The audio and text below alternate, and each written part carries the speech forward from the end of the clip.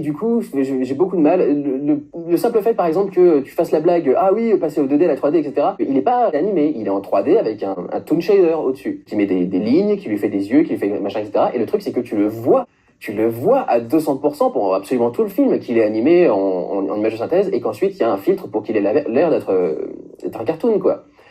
Et encore une fois, ça marche pas, quoi. Et c'est dégueulasse. Ça paraît assez évident comment est-ce qu'ils sont venus à cette solution-là. C'est-à-dire qu'en fait, il y a beaucoup de références à l'animation en général, et ces références-là seront animées à la main. Les personnages qui vont apparaître quelques secondes à l'image, là, pour le coup, sera fait à la main. S'il y a plus de 2 ou 3 plans sur le personnage, il sera fait en animation, enfin, il sera fait en 3D avec un ordinateur, et on va mettre un toon shader pour qu'il apparaisse en 2D si on veut lui donner un rendu 2D, quoi.